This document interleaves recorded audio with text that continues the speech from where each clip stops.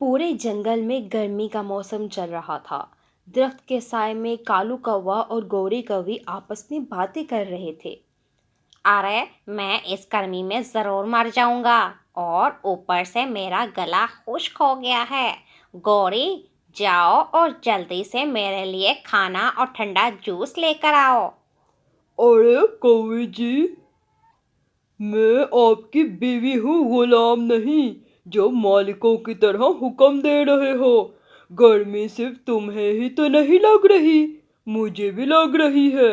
मैं तो कहती हूँ सारे घर के काम मैं करती हूँ, इसीलिए आज का खाना तुम पकाओगे।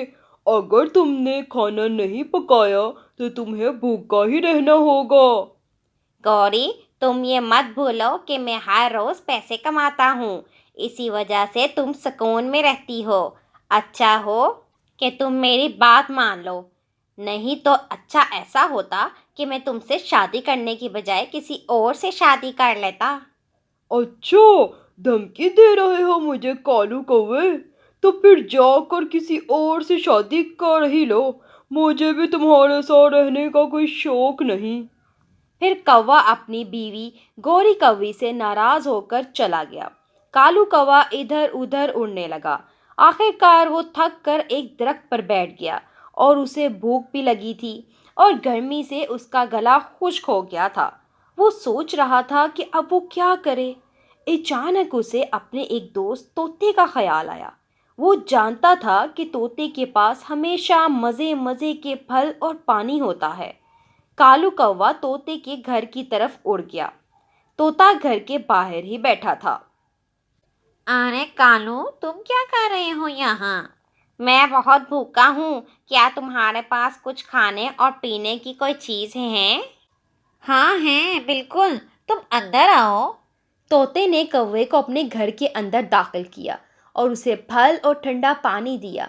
शुक्रिया कौवे भाई, तुमने मेरी जान बचा ली। कोई बात नहीं, दोस्ती में यही तो होता है। कालू कौवे ने खाने के बाद तोते को बताया कि उसका गौरी कौवी से झगड़ा हो गया है और वो नाराज होकर घर से बाहर चला आया। तोते ने कालू कौवे की बात सुनी और कहा, मैं समझ सकता हूँ, तो तुम इस वक्त बहुत मुश्किल में हो और तुम क्या महसूस कर रहे हो, लेकिन तुम्हें अपनी बीवी से माफ़ी मांग लेनी चाहिए। मैं उससे माफ़ी मांगने का सोच भी नहीं सकता। वो बहुत बदतमीज़ हो रही है। लेकिन तुम्हें ऐसा करना पड़ेगा। अगर तुम माफ़ी नहीं मांगोगे तो तुम्हारा झगड़ा और भी बढ़ सकता है। कालू कौवे ने तोते की बात पर गौर किया। उसे एहसास हुआ कि तोता ठीक कह रहा है। उसने फैसला किया कि वो गौरी कौवी से माफ़ी मांगेगा।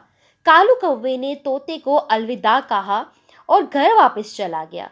जब वो घर पहुंचा तो देखा कि गौरी कौवी भी बहुत परेशान बैठी है। गौरी, मुझे माफ़ कर दो। मैं गलत था।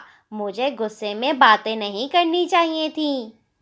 गौरी कौवी ने कालू कौवे को देखा और उसकी आंखों में आंसू आ गए।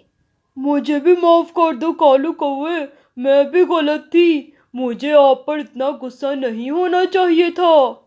कालू कौवा और गौरी कौवी ने एक दूसरे को गले लगा लिया और माफ कर दिया। उन्होंने वादा किया कि वो कभी भी एक दूसरे पर गुस्सा नहीं करेंगे।